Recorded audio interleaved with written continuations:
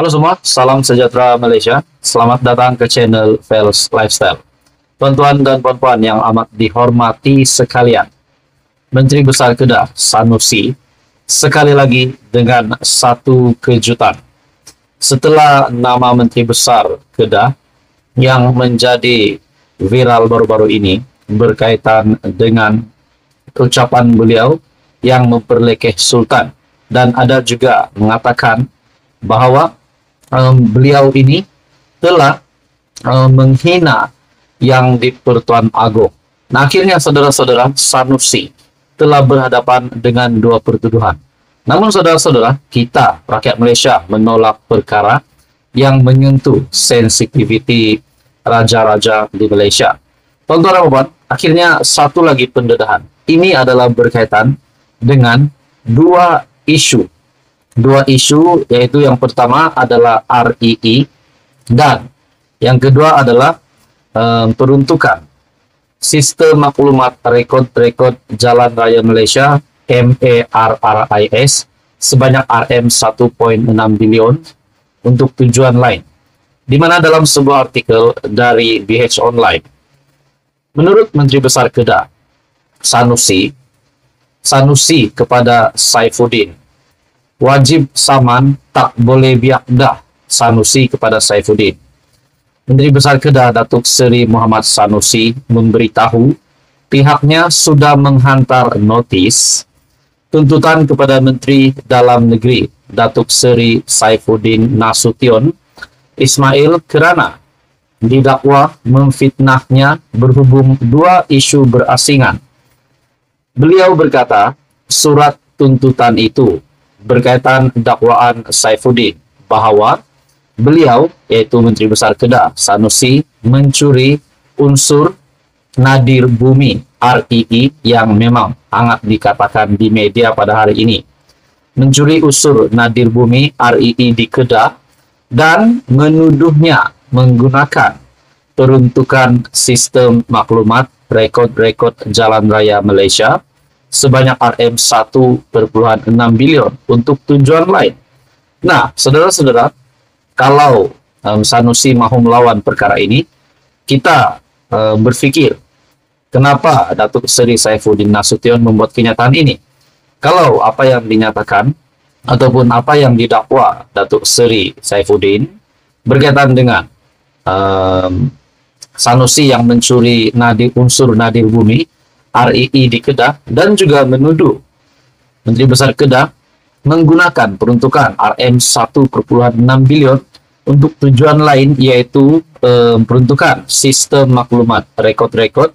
Kalau didapati bersalah, habislah Sanusi. Nah, itu persoalannya. Tapi pada akhirnya Sanusi kita dapat lihat melalui artikel ini yang berniat mahu menyaman Datuk Seri Saifuddin. Di dalam artikel ini, peguam saya sudah email surat tuntutan itu malam ini. Esok kita akan sampaikan notis tuntutan itu secara tangan kepada Saifuddin. Artikel ini pada 21 Julai. Kalau dia tak menjawab dalam tempo diberikan, kita akan mulakan proses saman. Wajib dah saman, tak boleh biak dah, katanya ketika berucap pada himpunan munajat perdana malam tadi. Ahad lalu, media melaporkan Muhammad Sanusi mencabar akan mengambil tindakan undang-undang terhadap Seri Saifuddin berhubung isu dana MARIS dan REE.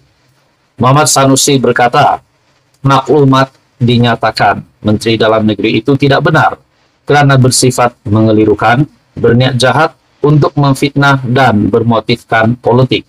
Namun saudara-saudara, yang bermain di pikiran saya secara pribadi, adakah Datuk Seri Saifuddin membuat dakwaan itu, yaitu berkaitan dengan REE dan MARIS adalah bukan bertujuan politik, tetapi memang untuk menegakkan keadilan? Kalau benar apa yang dinyatakan Datuk Seri Saifuddin Nasution, habislah Sanusi.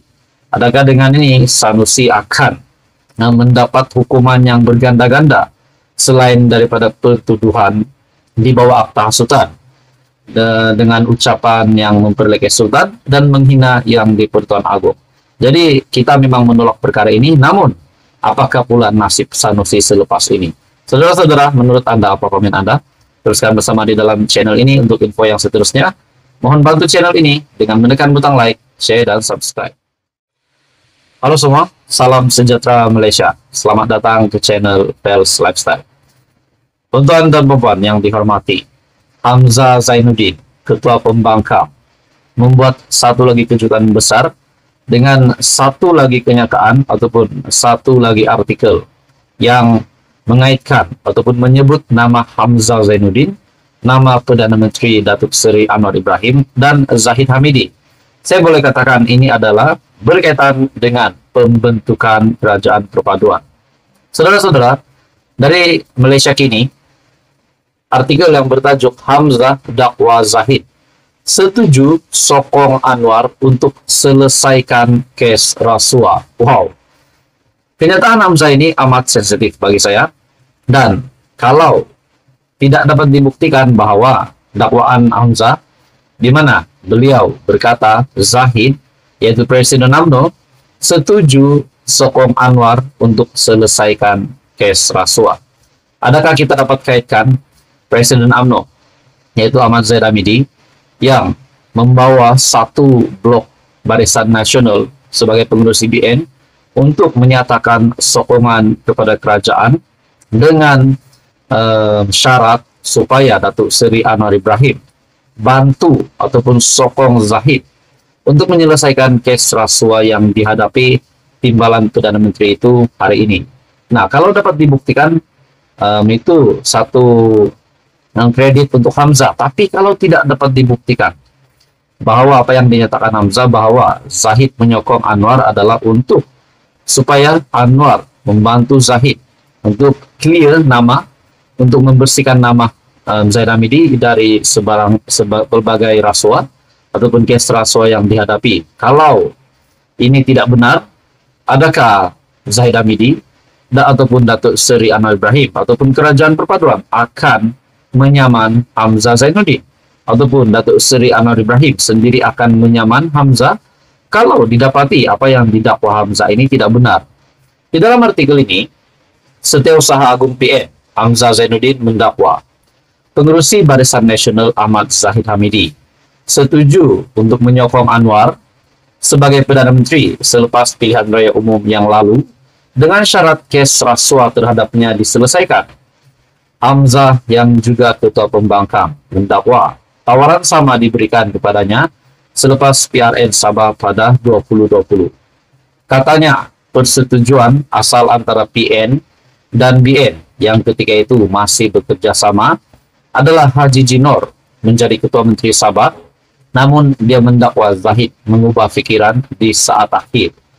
Zahid tiba-tiba ubah pikiran dan kata mahu Bung Mokhtar Radin jadi Ketua Menteri Sabah. Dalam artikel ini, kawan saya telepon ketika subuh sehari selepas keputusan PRN Sabah diumumkan dan kata, brother, boleh selesaikan dengan satu syarat, selesaikan kes Presiden UMNO. Jadi perjanjian diadakan antara Anwar dan Zahid selepas PRU 15 karena Zahid mahu kes dia diselesaikan. Dakwa Hamzah dalam satu program di Syik Kedah untuk menunjukkan sokongan kepada Menteri Besar sementara Muhammad Sanusi yang dihadapkan dengan dua tuduhan menghasut. Haji akhirnya tetap dilantik sebagai Ketua Menteri, manakala Bung menjadi timbalannya. Dengan tiada gabungan politik mendapat majoriti mudah dalam PRU 15, ada persaingan pihak mana yang dapat memeterai persetujuan untuk menumbuhkan kerajaan persekutuan. Sementara BN pada mula dilihat cenderung untuk menyokong PN, gabungan itu akhirnya menyatakan sokongan kepada Anwar untuk menjadi Perdana Menteri. Hakikatnya hari ini timbalan Perdana Menteri adalah Zahid Hamidi, Perdana Menteri adalah Datuk Seri Anwar Ibrahim. Namun kalau benar apa yang dinyatakan Hamzah, Hamzah kena buktikan. Tapi kalau tidak benar, adakah Datuk Seri Anwar Ibrahim boleh mengenakan tindakan undang-undang terhadap Hamzah Zainuddin? Itu menjadi persoalannya. Menurut Anda, saudara-saudara, apa komen Anda? Teruskan bersama di dalam channel ini untuk info yang seterusnya. Mohon bantu channel ini dengan menekan butang like, share, dan subscribe. Halo semua, salam sejahtera Malaysia. Selamat datang ke channel Vels Lifestyle. Tuan-tuan dan puan yang amat dihormati sekalian. Saudara-saudara, di Malaysia ini kita perlu menghormati satu dengan yang lain. Bukan sahaja di kalangan rakyat Malaysia, tetapi di kalangan kepimpinan politik. Jadi saudara-saudara, terdapat banyak syarat-syarat dari netizen. Berpolitik biarlah sopan, berpolitik biarlah jangan keterlaluan. Jangan ada yang sampai menyentuh kedudukan Raja-Raja Melayu, kedudukan yang di Pertuan Agong, dan semua sultan di Malaysia. Saudara-saudara, dalam sebuah artikel dari sinarharian.com, bagi saya ini satu tajuk berita yang pasti menggemparkan dan perlu didengar ramai orang. Teguran Raja-Raja Melayu perlu dijunjung. Saudara-saudara, di dalam artikel ini, muka depan Sinar Harian pada Kamis memaparkan tajuk Titah Raja Melayu.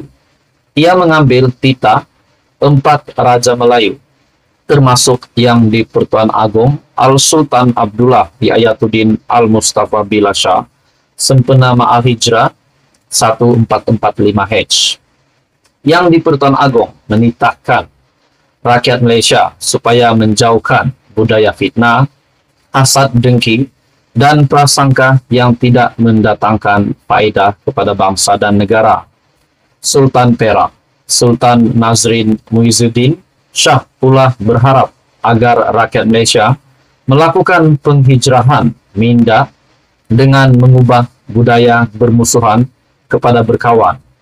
Sultan Terengganu, Sultan Mizan Zainal Abidin, menegur sentimen mementingkan diri, semangat berpuak-puak dan bermusuhan disebabkan perbezaan pahaman politik kepartian dalam kalangan masyarakat. Sementara Sultan Kedah, Sultan Salehuddin, Sultan Badli Shah tidak berkenan dengan perbuatan menggunakan platform masjid sebagai tempat berpolitik sehingga menimbulkan tidak keharmonian dalam kalangan umat Islam. Keempat-empat titah tersebut menyentuh isu keharmonian dalam kalangan rakyat Malaysia yang dilihat semakin terhakis. Titah baginda ada benarnya. Kita boleh melihat sendiri bagaimana keharmonian masyarakat terjejas akibat perbuatan fitnah dan hasad dengki. Pemimpin yang sepatutnya menjadi contoh kepada rakyat berterusan menyerang musuh politik dengan fitnah. Bahkan menjelang pilihan raya negeri tidak lama lagi, ada pemimpin berani memainkan isu sentimen yang menyentuh sensitiviti kaum, agama, dan raja berperlembagaan. Tidak sekadar pemimpin, rakyat Malaysia juga terdedah dengan perbuatan fitnah apabila secara mudah menyebar berita tidak benar di media sosial. Jelas sekali budaya negatif itu semakin menular dalam kalangan rakyat Malaysia. Amalan negatif itu tidak memberi faedah kepada negara, sedangkan sepatutnya kita perlu berpadu tenaga membangunkan semula ekonomi negara selepas pulih daripada pandemik COVID-19. Justru titah Raja-Raja Melayu tersebut tidak seharusnya dipandang ringan. Sudah tiba masanya pemimpin dan rakyat Malaysia berhijrah mencari jalan untuk berdamai. Hayati titah Raja-Raja Melayu itu kerana baginda merupakan pelindung kepada rakyat dan sudah tentu mahukan negara di bawah naungannya terus hidup dalam harmoni. Artikel daripada sinarharian.com. Teguran Raja-Raja Melayu perlu dijunjung.